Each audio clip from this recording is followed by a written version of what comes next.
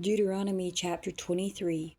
He that is wounded in the stones, or hath his privy member cut off, shall not enter into the congregation of the Lord. A bastard shall not enter into the congregation of the Lord. Even to his 10th generation shall he not enter into the congregation of the Lord.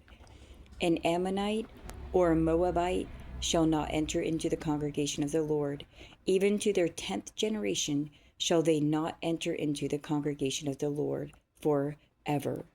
Because they met you not with bread and with water in the way when ye came forth out of Egypt, and because they hired against thee Balaam the son of Beor of Pethor of Mesopotamia to curse thee. Nevertheless, the Lord thy God would not hearken unto Balaam, but the Lord thy God turned the curse into a blessing unto thee, because the Lord thy God loved thee. Thou shalt not seek their peace nor their prosperity all thy days forever. Thou shalt not abhor an Edomite, for he is thy brother.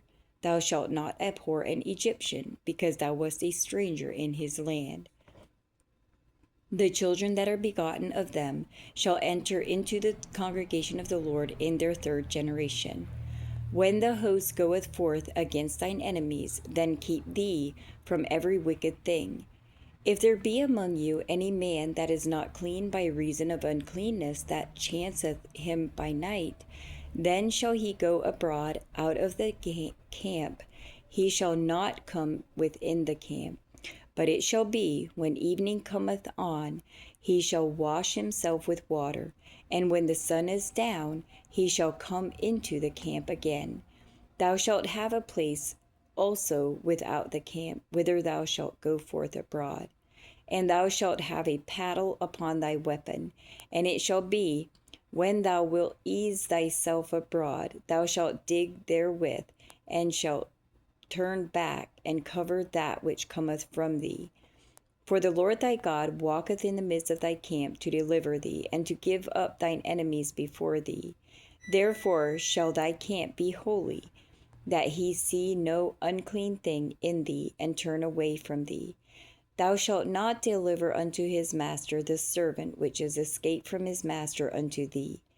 He shall dwell with thee, even among you, in that place which he shall choose in one of thy gates, where it liketh him best.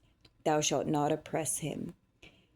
There shall be no whore of the daughters of Israel, nor a sodomite of the sons of Israel. Thou shalt not bring the hire of a whore, or the price of a dog, into the house of the Lord thy God for any vow. For even both these are abominations unto the Lord thy God.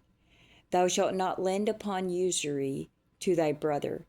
Usury of money, usury of victuals, usury of anything that is lent upon usury.